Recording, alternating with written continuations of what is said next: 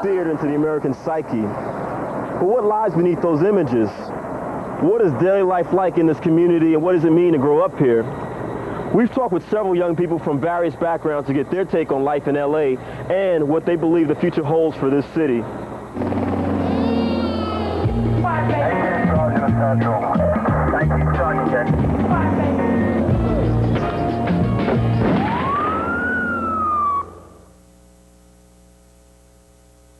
We, the jury, in the above entitled action, find the defendant, Stacy C. Kuhn, not guilty of the crime of assault by force likely to produce great bodily injury and with a deadly weapon.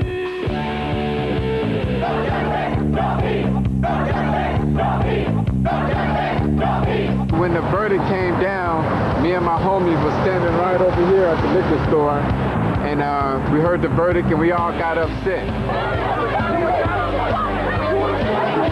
So we had to take out our anger by showing that we wasn't going to take no more of the white man and the policemen, you know, beating on brothers. It was very scary. There were a lot of people on the streets making gestures towards us. The group just started surrounding us, and somehow we all just formed a line, tried to get ourselves organized, but there was just too many of them. They're throwing things at us, yelling, screaming, jumping up in our faces, and there's really nothing we could do. My partner and I looked at each other like, I'm wearing this uniform, but you know, it doesn't mean that I agree with what happened. The police wouldn't stop what was going on because they was afraid.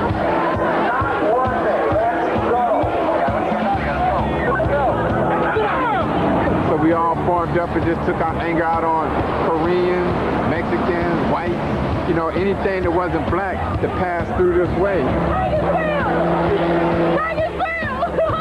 Everybody started, you know, came over here, started tearing up this gas station right here. And then as white people were driving through, there were people, you know, throwing rocks and grabbing white and Mexicans out the car, you know, throwing them on the ground and just taking their anger out on them.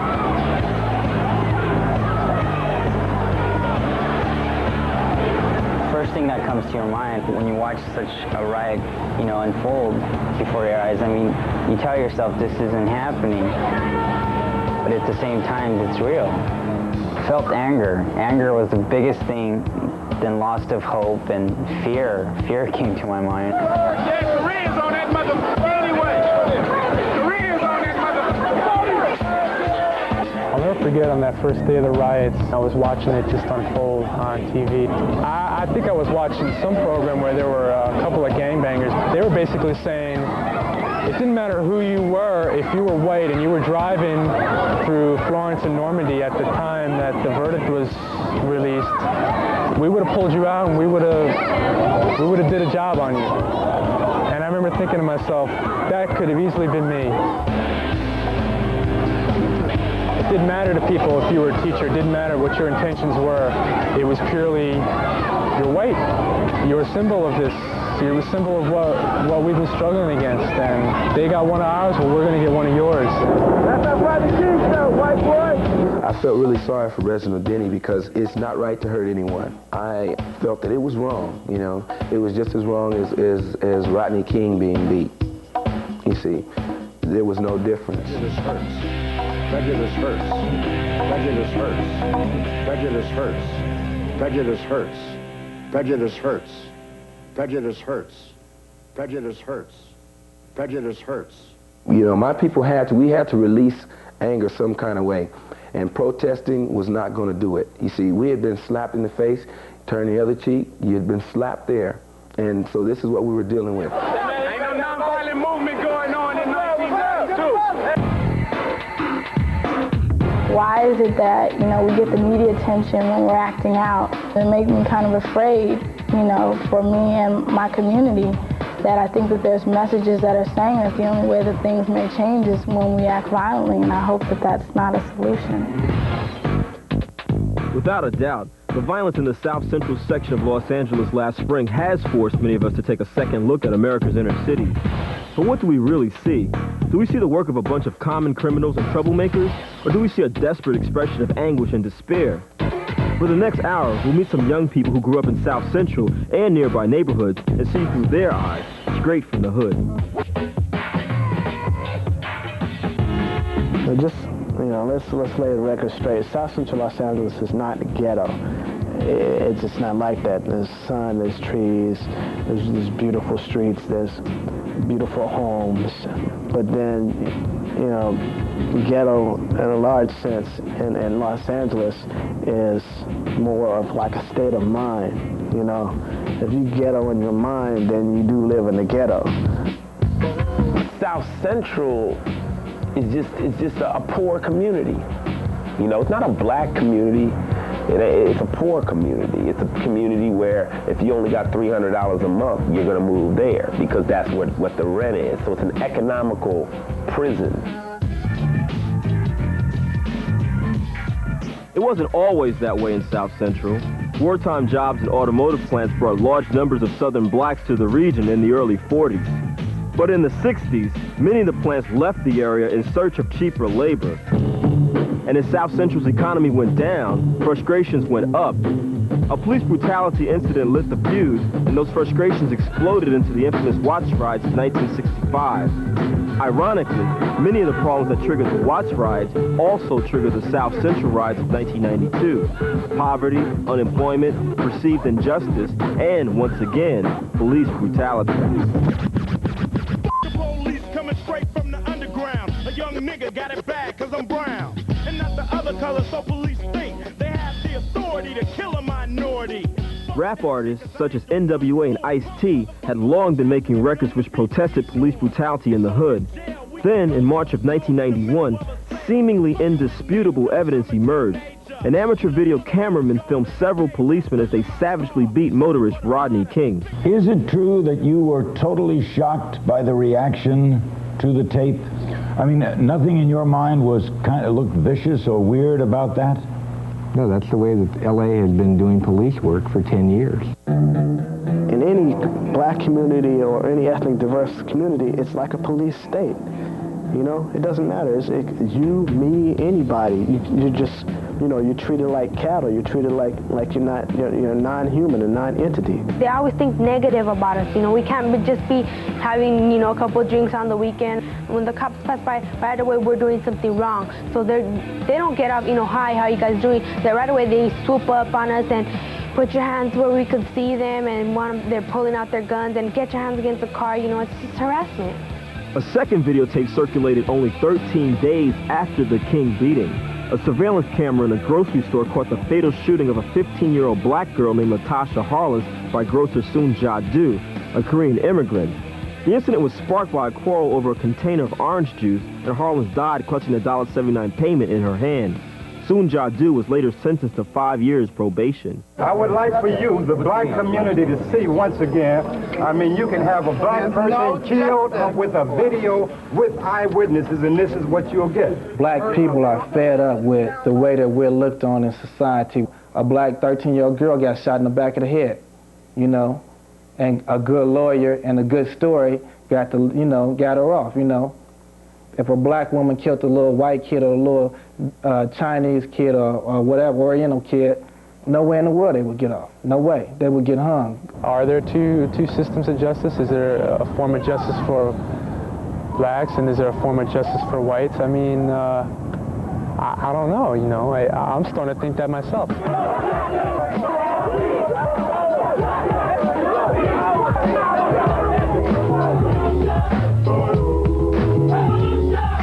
In the end, the 1992 riots were the most costly episode of civil disorder in United States history. In addition to an estimated $1 billion in damage, over 8,000 people of many different races were arrested on charges ranging from theft to murder. In all, 52 people lost their lives, and over 2,000 were injured. However, assessing the riots means more than just looking at statistics. It means looking at ourselves and listening to our neighbors, which we'll do when Straight from the Hood continues.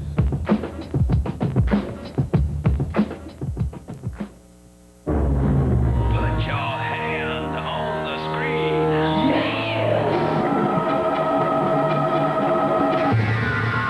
See, hear, the energy.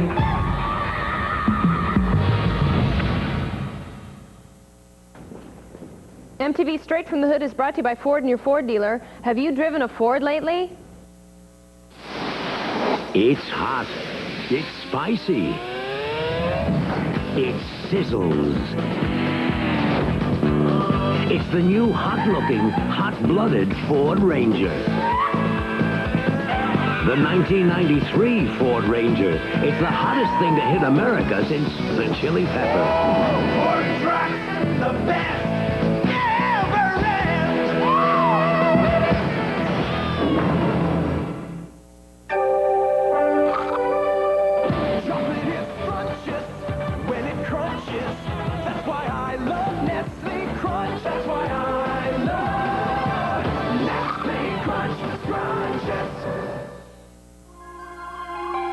Some say that we are not alone in the universe.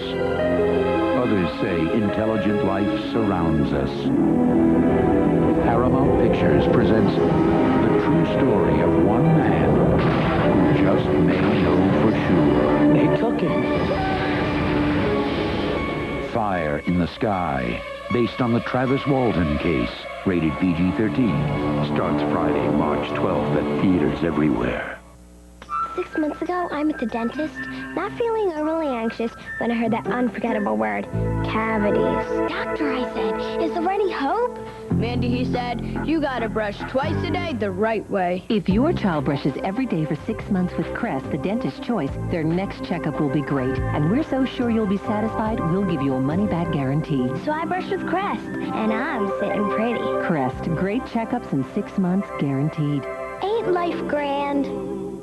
Obey me, Wario. I am your master. Mario is your enemy. The wicked imposter Wario has cast an evil spell over Mario Land. Don't let Mario get the 6 golden coins. Don't let Mario reach the palace. This is the biggest, most dangerous, most challenging Game Boy adventure yet.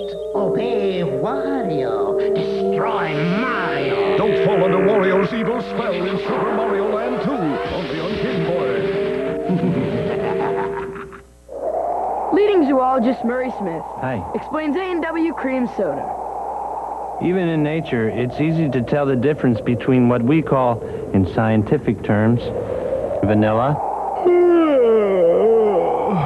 and sparkling vanilla.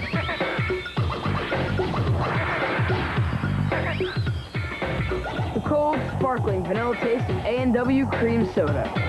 Proof that vanilla is sparkling.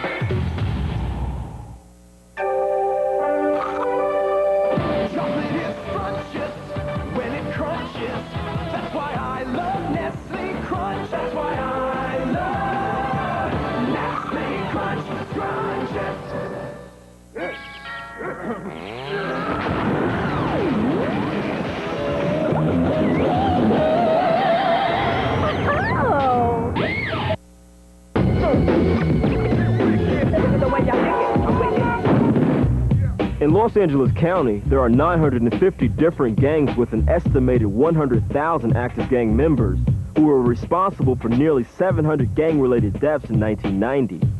We talked to 2 former gangbangers, a young man who left gang life for the world of record producing, and his mentor, a man who was there at the start of the Notorious Crips and is now working to stop the violence, Michael Concepcion. I'm one of the guys, the original founders of the Crips.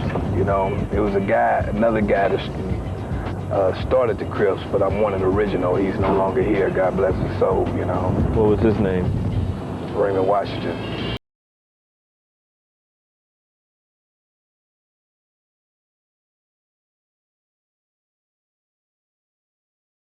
There was some white guys called themselves the Chips, and every time a black guy go out to Torrance, they turn around and start beating black guys up. So, you know, me and some friends of mine started a gang, and we just went over there and started beating up a bunch of white boys and stuff, and somehow, man, we just started beating up our own people, man, you know.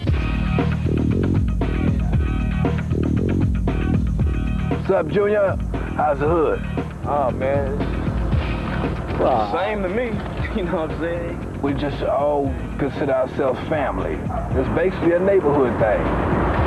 Give me an specific. You know, not letting nobody come into our neighborhood thinking they can do whatever they want to do in my neighborhood.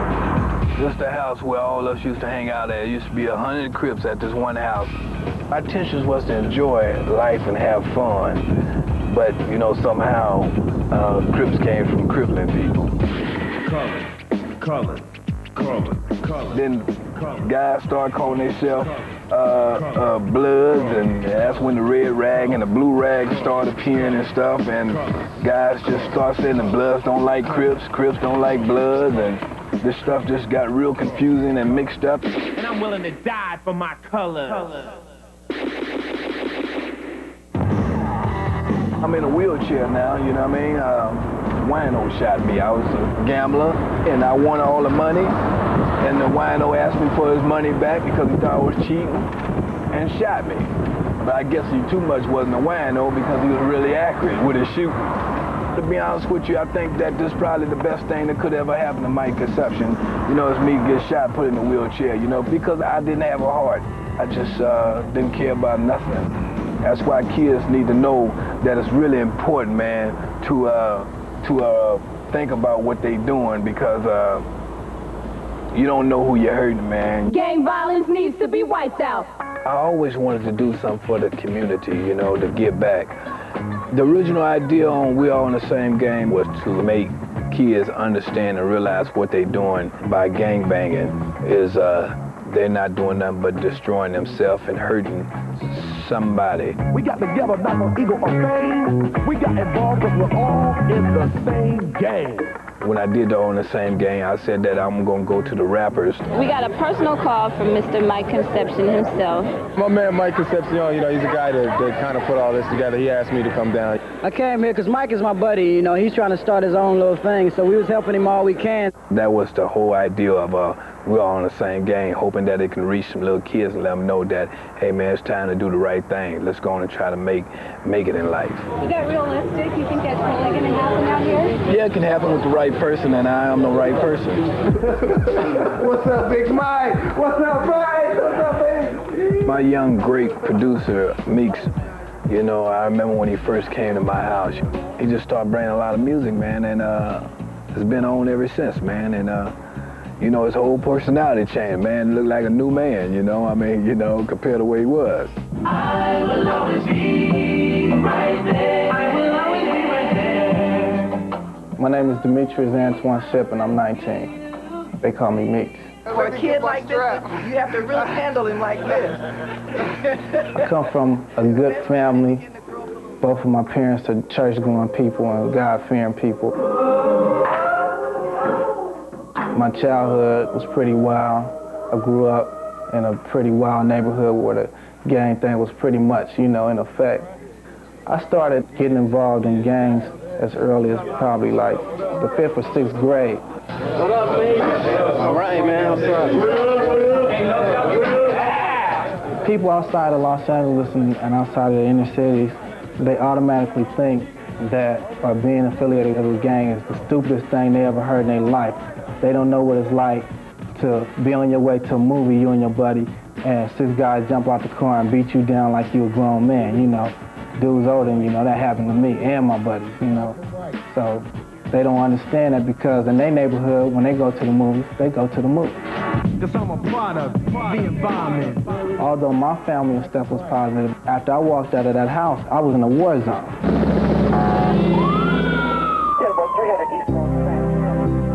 I was around about 8 years old. You know, we used to come home every day from school and play football in the streets. You know, all the brothers would be, a lot of us out there, you know, just playing football. This one particular day, we're out there playing. Car hit the corner, you know, screech and brace. One of the dudes pull out a gun, everybody start running. You know, they start firing shots, and, you know, I see one of my older homeboys just like, you know, hit the ground. Next thing I know, you know, he dead, you know, and we going to a funeral.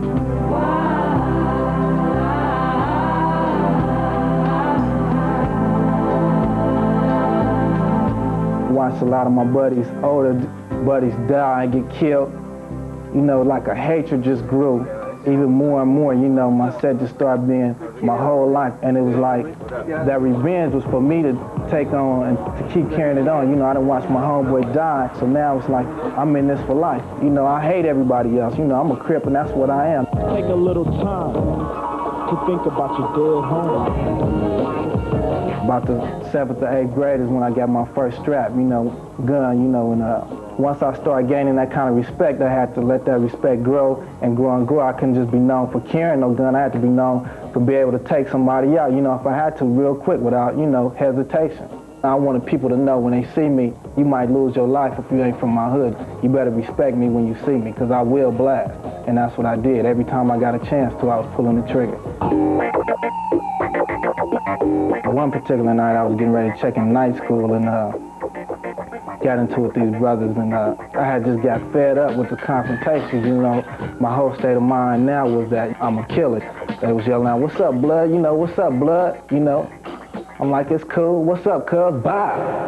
I ended up getting locked up for it.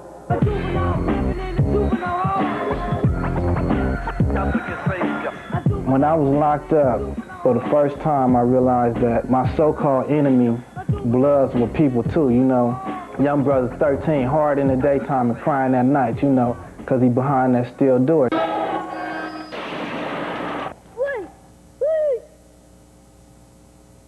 Before I got locked up, I had got my girlfriend pregnant. When my girl went to the hospital, they called. I was there in the room when my son was born. It was like, damn, you know, I ain't just living for me now. You know what I'm saying? Now I got somebody that's looking for me. If I don't make it, then who we gonna have? That's what woke me up. I was like, now I got somebody I gotta take care of, I gotta look out for, I gotta protect. Not no set, not my homeboy, somebody I just grew up with, but my own child. Be a father to your child. In jail, I started writing songs because I was already into music and stuff like that. And that's what my whole main focus was. When I get home, you know, I'm gonna try to get at this music. Let me hear you play. Let me hear you play. One thing about Mike, he was a key person in keeping me from slipping back. You know, he like, man, stay about the music, man, be about the music. You know, you can win, we can win, man. One gang, yes, I think, coming with the bum straight swing. I never in my life imagined that I could be doing this and living like I'm living and having the things that I'm having, meeting and working with the people that I'm working with. We did a lot of low stuff, you know. I did a lot of low stuff, you know, from 68 to 85, and he did a lot of stuff in the 80s. And we both feel guilty about it, and we want to try to do something to straighten out the problem that we had with our community at one time for us, you know, damaging it. When Straight from the Hood returns, we'll meet one young man who fought to avoid gang life, and others who are helping kids cope with life in the hood. Don't resist the future. Meet it head-on with the latest wave of buzz clips. Belly. Nana Cherry. Diggable Planets. I'm cool like that. I'm cool like that. Solar Side. Stereo MC. MTV's Buzz Clips. The music revolution continues. Since I've been working at Herb Friedlander Dodge, I've seen a lot of satisfied customers driving away in just the car or truck they were looking for. You see, at Herb Friedlander Dodge, we know that a few balloons and a free hot dog aren't going to make you buy a car you're not interested in. So we concentrate on giving you the car you do want. So when you're tired of playing games with those other car dealerships, come on into Herb Friedlander Dodge on Garden Grove Boulevard in the city of Garden Grove. I have a lot of fun here, I do. But today, I think the beach has a brand new look. Well, I enjoy the opposite sex. That's what I like. It's good for your eyes, too. Well, do either of you ladies have a boyfriend? Well, the man I go with comes out of Hollywood. What if he drove up in a Jeep Grand Cherokee? Ooh la la, I love it.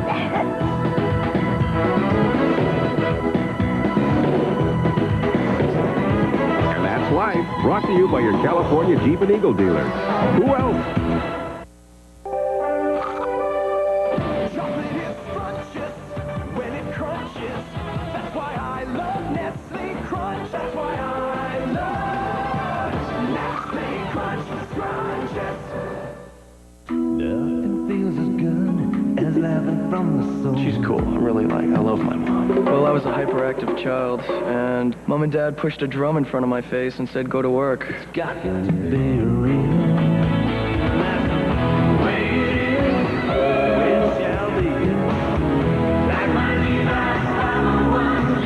Gotta have something to love. You just got to. Got to be real. Perfect moisture. Not a drop of oil. New oil-free oil of Olay. It won't clog pores. It's very unshiny and... Absolutely. In no way. Is there even a bit of oil? New 100% oil-free oil of Olay. Will you lower that music? Please. No problem. Kmart lowered the price on the MCA release of Bobby Brown's Bobby. And Mary J. Blige's What's the 411 from Uptown, both on sale at Kmart, where the music is always low. That's good.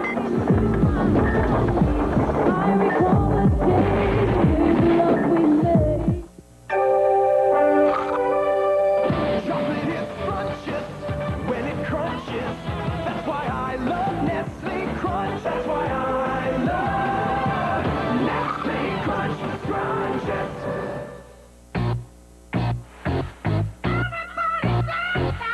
Check this out. Did you know that the National Voter Registration Act of 1991 would register somewhere between 50 million to 60 million new voters? Most of these voters would be young, minority, locked out, underprivileged. The main opposition is scared. They're scared. These politicians would be forced to react and speak to the young, underprivileged, and locked out. Cut. Now.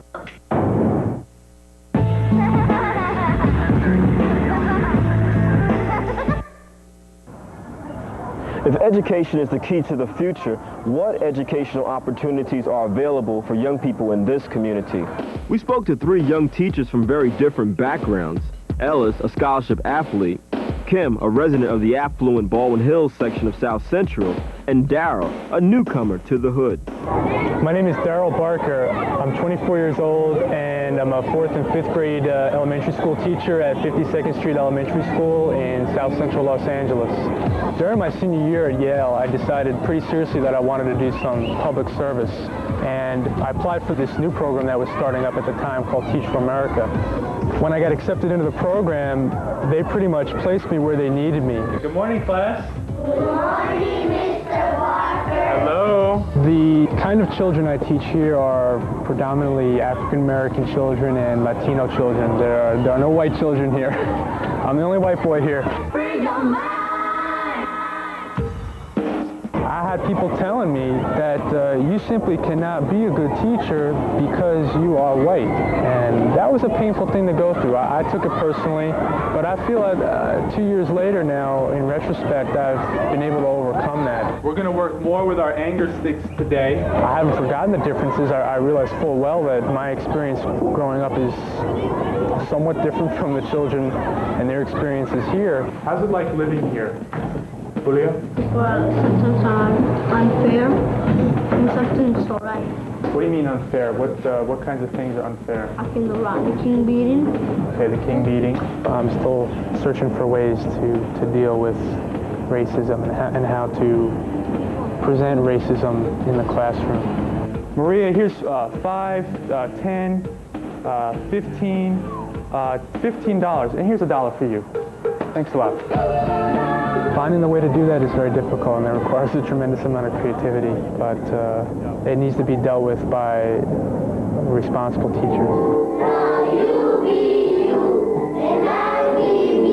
I'm a realistic person, and I really don't want to present just a beautiful picture of this country.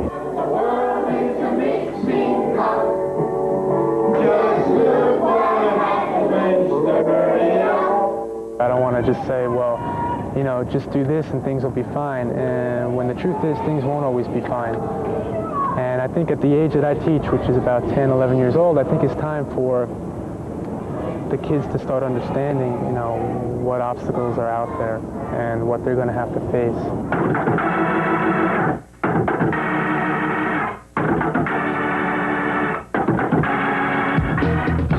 On every corner, you'll see liquor store. Be liquor store, church, liquor store, church, liquor store.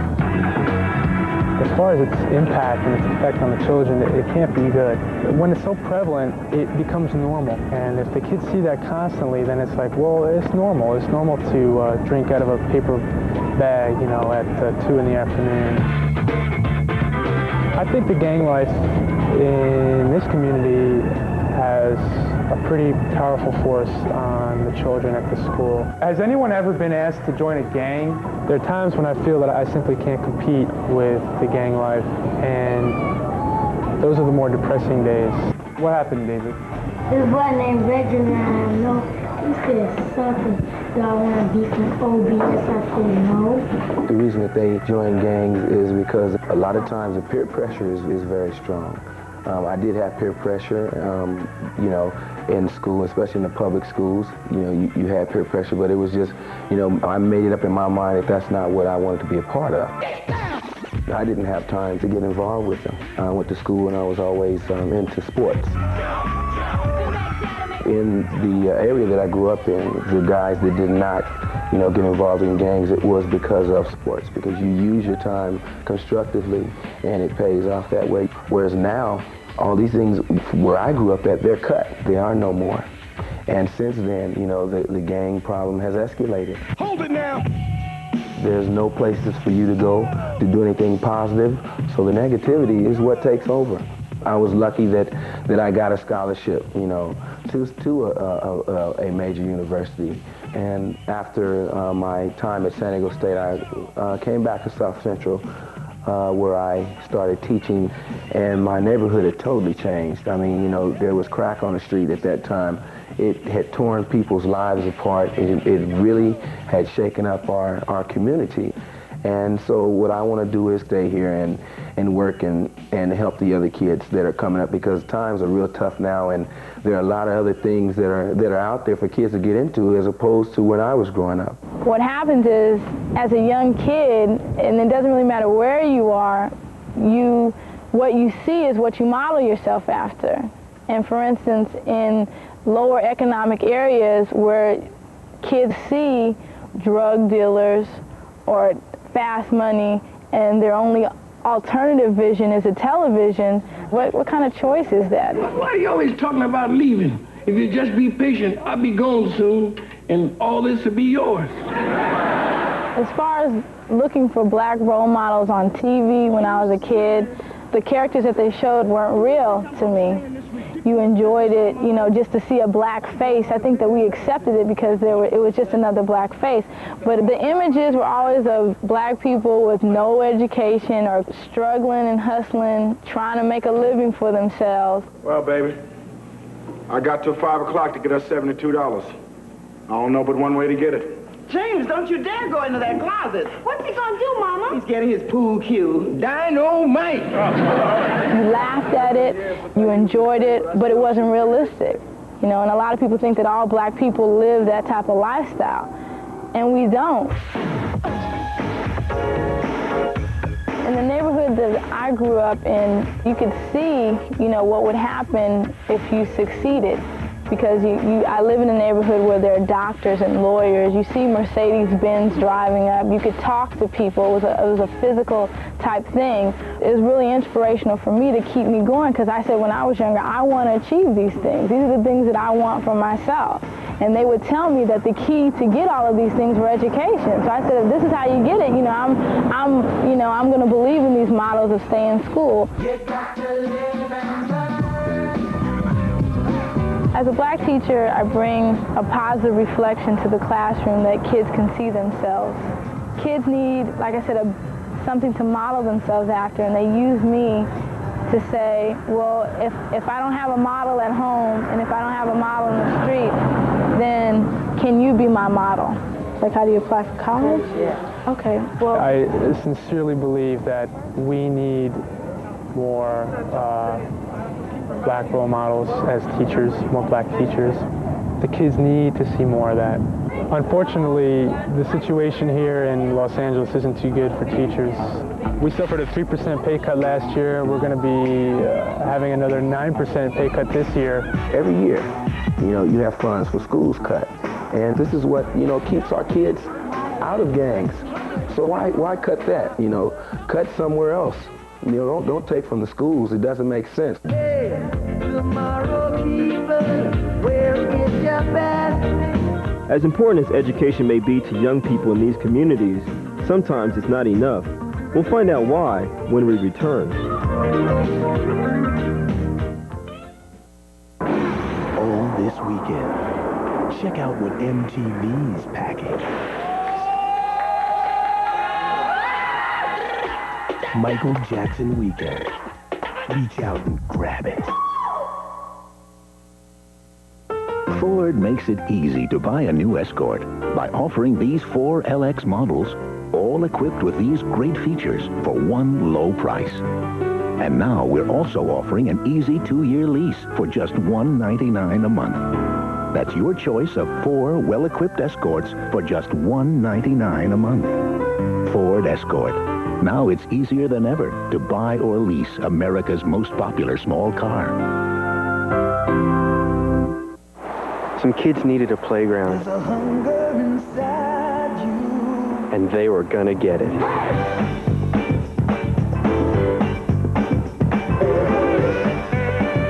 When helping out means washing up, you can work up a hunger for a Snickers bar. Packed with fresh roasted peanuts, thick milk chocolate, and caramel, Snickers satisfies the hunger inside you. There's a hunger inside me. It's a beautiful day. Right, Charlie? She knew that Max Factor's 2,000 calorie mascara would fatten her lashes. But then what?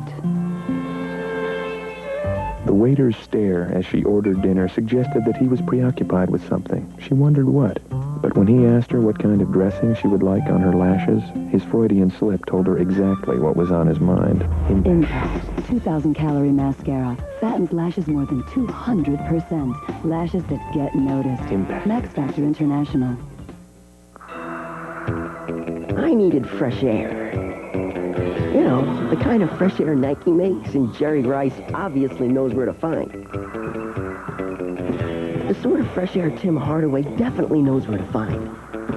The very fresh air Brady Anderson without a doubt knows where to find. There's one place you can find all the fresh air you need. Foot Locker. The new Nike Air shoes. Super fresh air. At Foot Locker, where it all begins.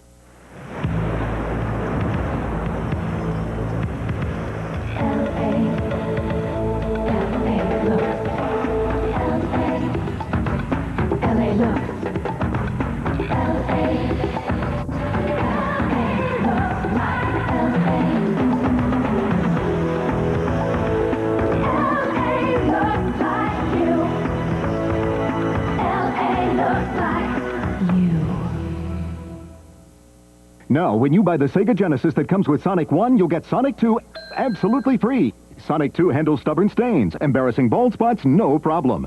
It even slices and dices, makes thousands of julienne fries.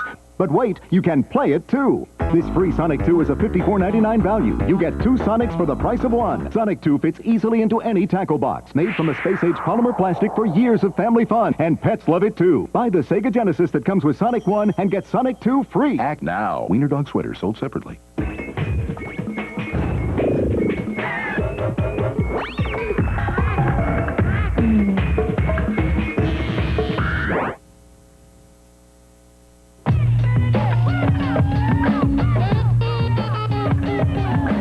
Koreatown, Los Angeles.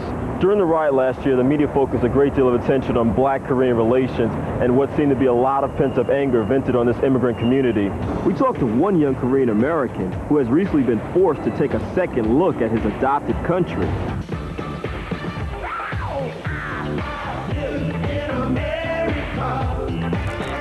My name is Raphael Hong, and I'm 24, and I was born in Seoul, Korea. I came when I was 10.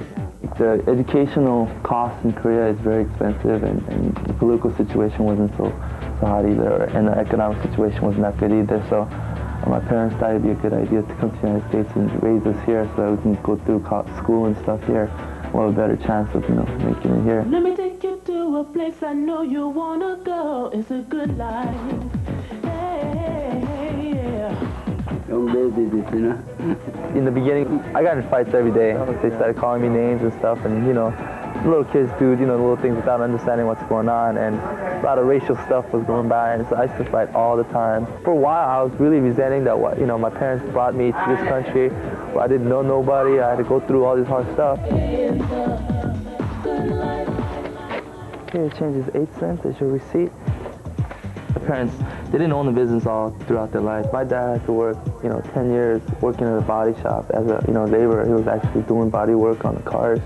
My mom worked at an assembly line putting together microchips.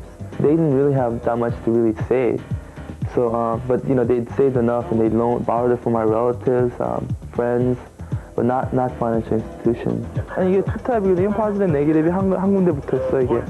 Store symbolized for my parents, especially, the dream, American dream of, being successful. And, that store provided for my college tuition, and it provided for the house, and, we don't have much, but still we're surviving. 하고 없어, 20군데.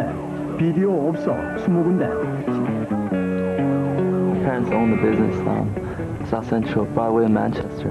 That night or whatever, I was watching TV in my apartment, and basically we saw our store, it was getting looted and stuff, and it totally, I felt like, I don't know, it was shock.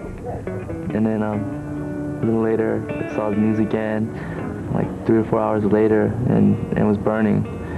And then right there, I don't know, it hit my parents really hard emotionally. I don't ever wanna feel like I did that day. Take me to the place I love. Take me all the way. I don't ever wanna feel like I did that day. Take me to the place I love. Take me all the way.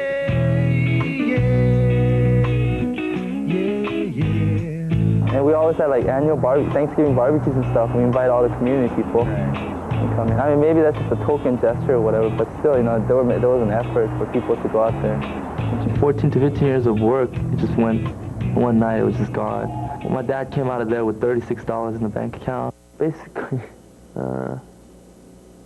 I guess he just don't see America the same way as before. And there was a sign, I think, during the demonstrations stuff after the riots. One of the signs said that we thought America was #1 and we were so wrong. And, that kind of, at the time, with the emotional stress that they were feeling, I think that really summed up what they really felt at the time. They're building things back up now, those angers kind of went away a little bit, but at the same time, they still have a very skeptical view now, more cynical view about what the system is like here. Keep the faith, keep the faith. Lord, we've gotta keep the faith. So we have to go through the SBA, Small Business Administration. We have to apply to them through the disaster aid, whatever. So we applied for that, and we got a loan. So we looked around all over South Central area, because we kind of really, even if we wanted to leave, we really can't. Because we had no, we can't really afford it anywhere else. Most of the swap meets were all burnt down or closed, so we couldn't do that. We finally found one through our friend who, referred us to a swap meet in Fontana. We'll beat any price that you find. I graduated from UCLA, and I'm supposed to get a job and start working as a professional. That's what the whole education thing was about. Now we have to put our house as collateral for the loans. So if our business don't go well, then we can, lose our house and stuff. So we have to make sure that our business is stable. Yeah, it's a phone, but it has a little desk thing on here. You can write note. It has a little lamp light. So, with the college degree, I'm now working in a store. So, I might as well not even go to college and just, start working when I got out of high school. So that's another thing I think is a breakdown of the American dream. Education's supposed to lead you somewhere, but kind of go back, getting the same thing that your parents are doing. Thank you very much, sir.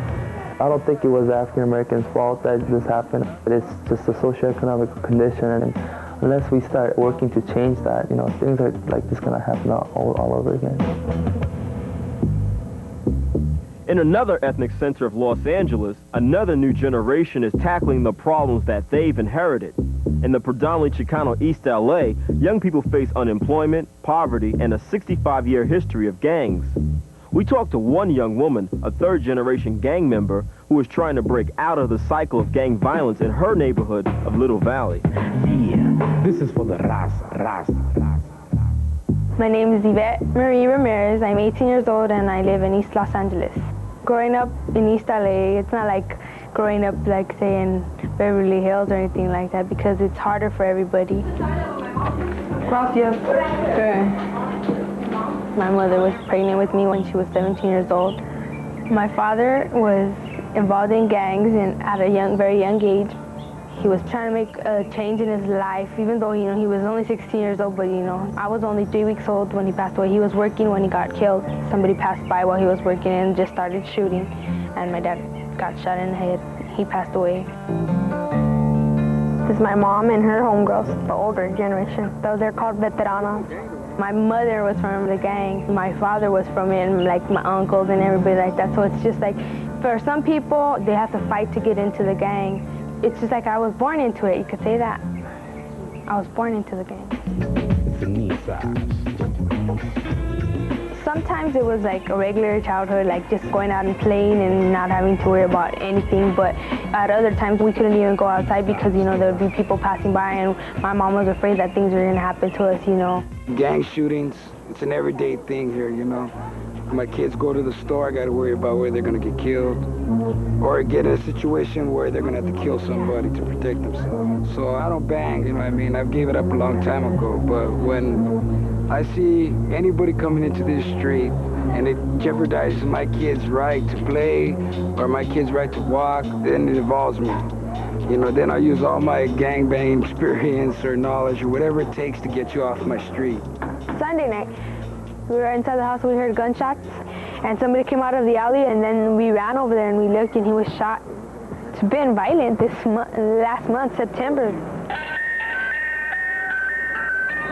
There's a few gangs that we do get along with, but then there's the other ones that we don't get along with. We can't even walk through their neighborhood because if they see us coming, either they're going to chase us out of there or we're going to end up dying in their neighborhood. There goes the neighborhood! At first, when I was in it, it was just like, I didn't care. I wanted to go out there and, you know, if I seen somebody that we didn't get along with, I wanted to beat them up. I didn't care, you know, I just wanted to show them, you know, that don't mess with me, you know, don't mess with my gang, because if you do, this is what you're going to have to, you know, deal with. That's how I was at first. Then I started realizing after my friends from my gang started dying and they were so close to me, when they would die, you know, it was like, you know, all for what? For the gang, for the name, and then I don't think it's worth it. I try to get by, and I ain't gone under yet. No. My younger brother, his name is Raymond. He started off young too. He started getting arrested for like stealing cars and stuff like that. But then he just got deeper into it, and he got caught with a gun one day, and now he's in jail. He's doing 6 years in California Youth Authority.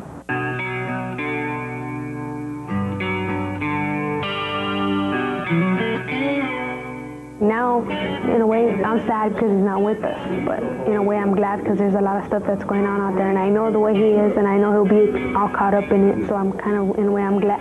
I know he's here and he's safe, that nothing's going to happen to him. Did you get my letter? No. I wrote you. I sent a letter from Marissa. I tell him, you should have listened to me, he should have listened to my mother, and he says, I know, but, you know, it's too late now.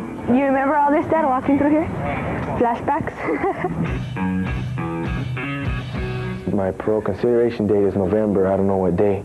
They ask you if you're ready for society. That's what I gotta work on right now, if I'm ready for society. And that's what I'm kind of nervous about because I don't know what I'm gonna do when I get back in the streets. It's kind of hard. I'm nervous. I don't want to come back to this place. Hey, don't forget to write me All right. Sunday. And see you on Sunday. And now he says, I want to change. When I get out, everything's going to be different. It's not going to be the same way. And I want to believe him, but if he comes back out here, you know, to the same place, he's just going to end up in the same situation again, and he's just going to end up being in jail for the rest of his life.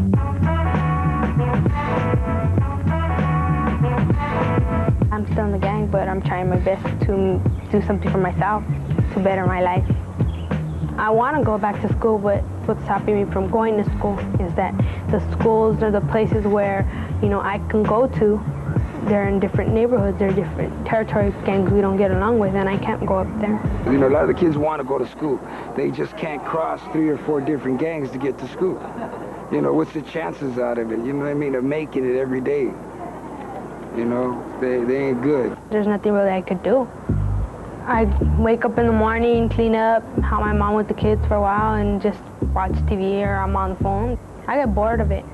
It makes me feel like I can't do anything for myself. See you, my neighbor's baby. You're not gonna be from Little Valley, huh? No, you're not. I want to show my parents and I want to show everybody else that, you know, not all gang members, you know, have to end up dead or, you know, in jail or on drugs, you know, that they can do something for themselves. And I want to change the way I am. When we come back, we'll see how this new generation of Los Angelinos plans to change their city and themselves. Don't go, don't go, don't go, don't go, don't go.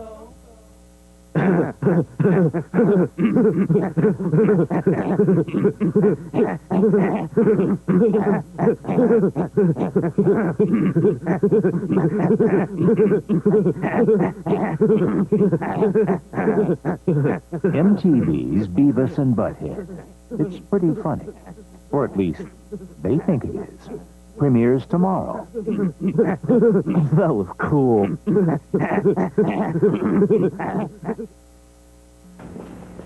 MTV Straight from the Hood is brought to you by Ford and your Ford dealer. Have you driven a Ford lately? Seems that some boys just don't know how to play nice. So you wanna play tough?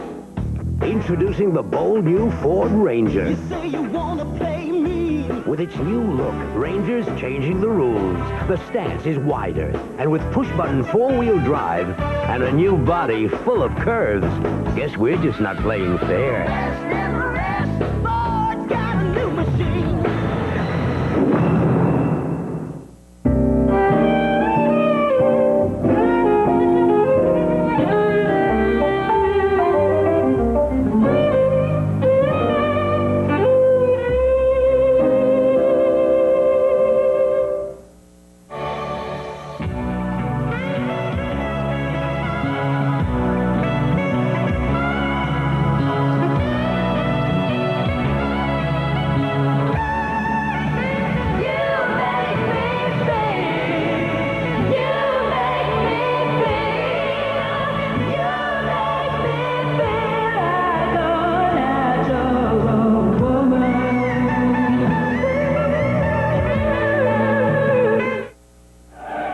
They're new. They're cool. And they're bursting with mint.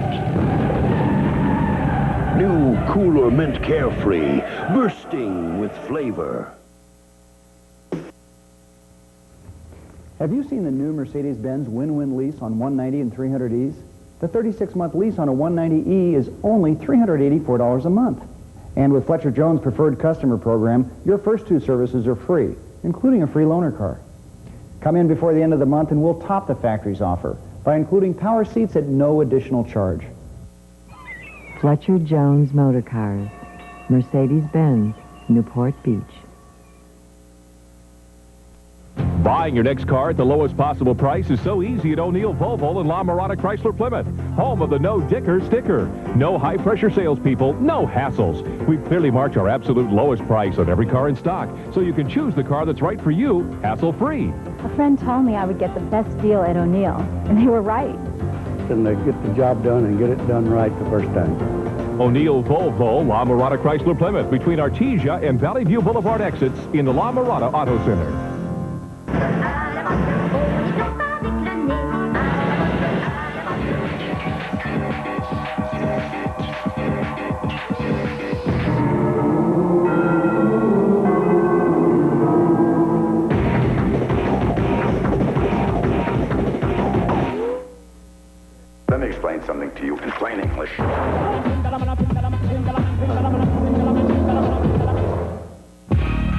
In April of 1992, the Rodney King verdict sparked riots in several cities, but South Central has by far the most rebuilding to do.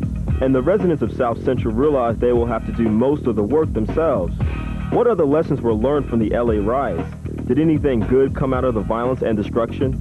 The people in Los Angeles, from what I saw on the TV as well as being in the community and helping out, is that people kind of came together, which I hadn't seen in a long time. We did give a message to the white men that we ain't going to take no more of this, so now we think they heard us and we might take a little more action to make the situation not happen again. In the wake of the Rodney King verdict and the ensuing violence, Sergeant Stacy Kuhn retired to write a book on his side of the story.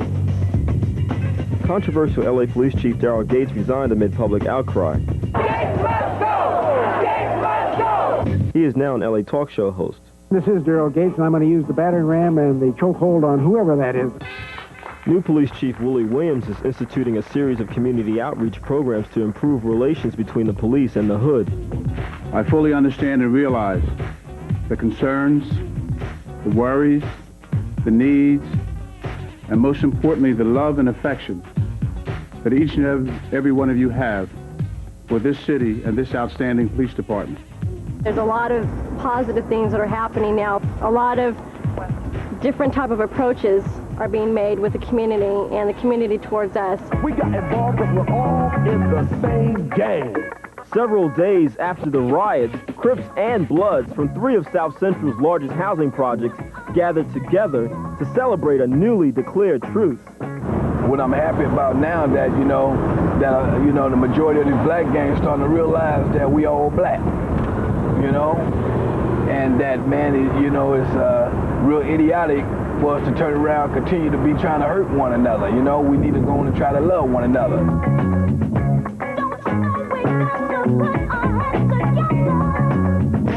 Product of the environment.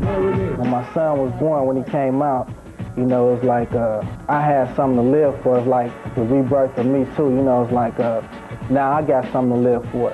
Now I got somebody I got to look out for. I got somebody I got to take care of.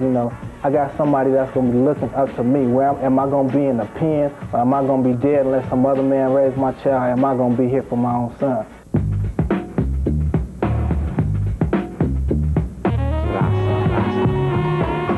I look up to my mom a lot, and I guess her being a role model, maybe to other people it might be like, well, your mom was a gang member and everything like that, but the way I look at it is like, I look at her and I see all the mistakes she made and how she's living now, and I say to myself, I'm not going to be like that. I'm going to do something better for myself.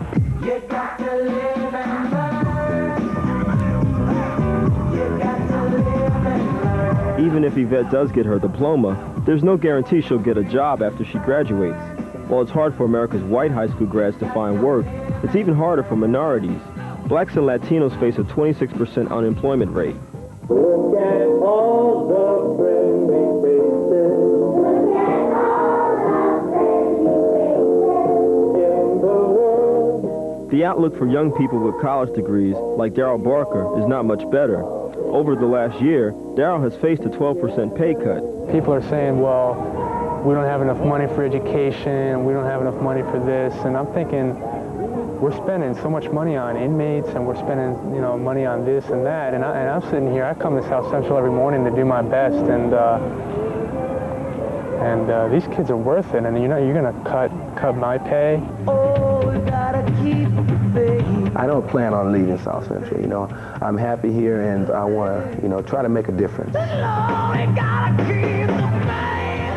In the end, it all seems to come down to personal choice and responsibility, as young people take matters into their own hands and face what is literally the challenge of their lives. We can't keep pointing fingers and say, this is your fault, this is my fault, all that kind of stuff. We can't do that anymore, because, in the end, if you keep doing that, it's going to happen again. We've got to address the problem. What's really out there? What's the real problem? If we only see it as one person's problem, we're not going to get to the bottom of it. We're just not. And that if everybody needs to figure out how did I contribute and how can I make a difference. And until everybody decides that, I don't care what you are,